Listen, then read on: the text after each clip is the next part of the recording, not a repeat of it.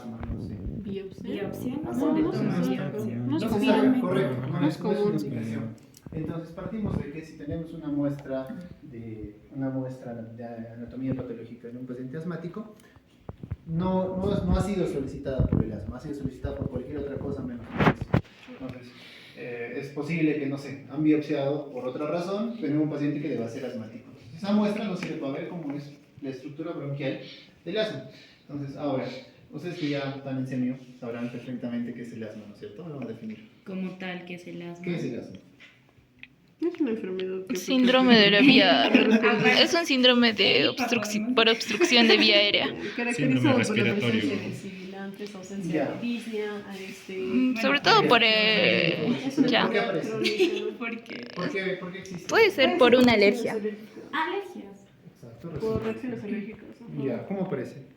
decir, ¿Cómo que cómo? Ya tienes una reacción alérgica, aparece un alérgeno, ¿no es cierto? Ya, Ujú. ¿qué hace el alérgeno? Secreción nasal.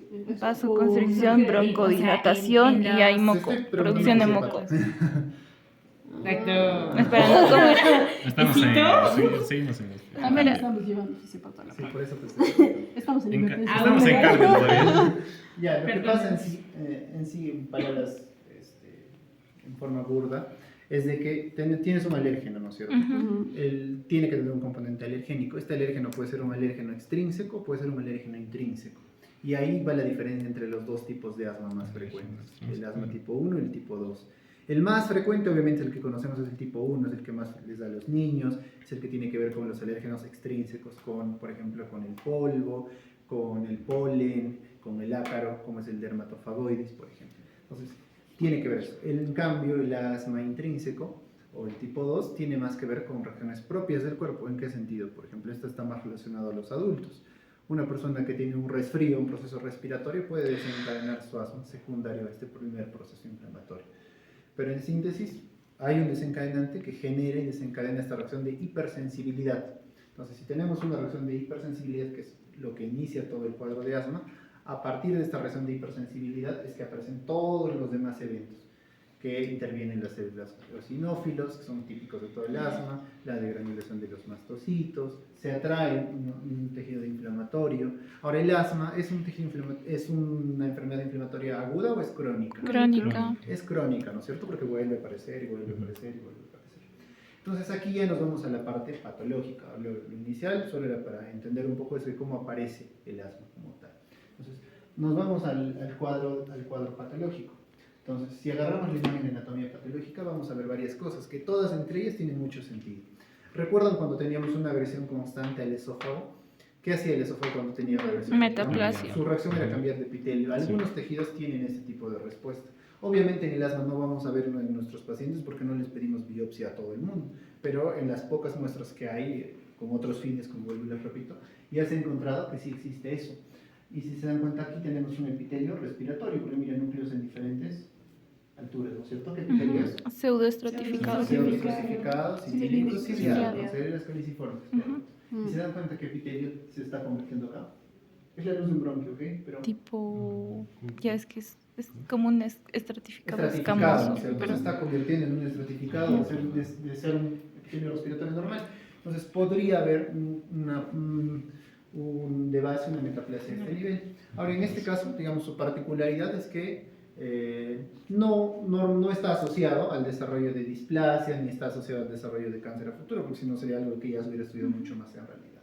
Simplemente es una particularidad que en algunos casos puede aparecer. Lo segundo que quiero que vean es de que si estamos frente a un cuadro inflamatorio, ¿qué tiene que haber? De base, tenemos que encontrar células inflamatorias. Y podemos encontrar ahí células inflamatorias dispersas en la parte subepitelial. ¿Okay? O sea, predominio podemos encontrar eosinófilos, linfocitos, macrófagos, etc.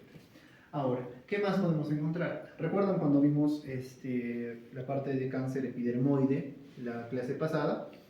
Había una pérdida de la lámina propia, ¿no es cierto? Por lo que se invadía. Ujú. La lámina propia es una lámina, es delgada, es una línea, o membrana basal, también llamada.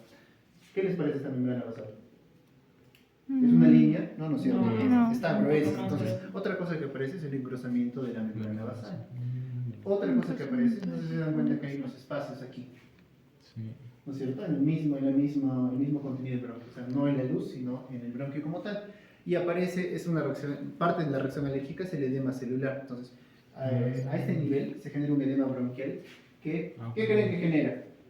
Que la pared del bronquio se ve más gruesa, pero es porque hay líquido también. Además de inflamación, hay líquido.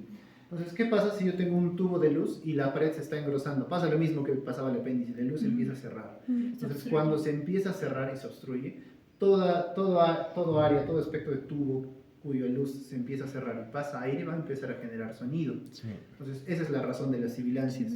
¿Okay? Lo mismo pasa, por ejemplo, con la voz. Las cuerdas vocales son las que se tienen que cerrar y dar un pequeño espacio para que al pasar el aire por ahí se genere sonido y por eso que se genera la voz. Lo mismo, entonces, todo eso nos lleva a esa misma explicación, de que por esa razón se generan las sibilancias. Asimismo, por esa razón es que hay dificultad en el paso de aire, ¿no? Y este patrón obstructivo es más sobre todo a la salida, es decir, el aire entra pero dificulta más para salir. Entonces, muchas veces por eso se genera este patrón de atrapamiento aéreo, o sea, el aire se va quedando y aumenta el volumen residual.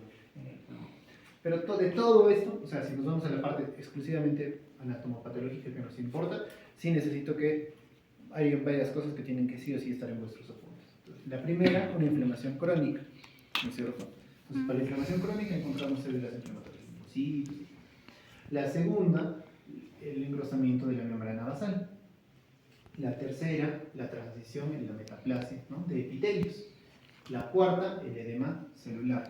Y finalmente la quinta, que todavía no les he dicho, es que no sé si se dan cuenta, es que al momento de generarse varios epitelios hay descamación epitelial. Y esa descamación epitelial aumentada, o sea, mayor a la que es normalmente, se empieza a entremezclar con el moco.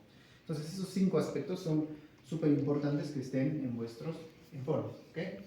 O en sus apuntes, sí o sí, porque si les voy a preguntar algo, va a ir sobre esas 5 cosas. Todo lo demás es un contexto para que ustedes entiendan en realidad cómo es cómo funciona el asma, ¿no? Si solo les digo la imagen y les empiezo a describir, no tiene mucho sentido, ¿ya? Ahora, fuera ya de nuestro curso, en realidad, hay varias cosas además. O sea, ¿cómo hacemos el diagnóstico de asma? Espirometría. Una espirometría. Hacemos con espirometría, básicamente con espirometría, ¿cierto? Hacemos una espirometría normalmente forzada, entonces en base a eso. Bueno, no es el tema de ahora. Lo que sí nos importa es de que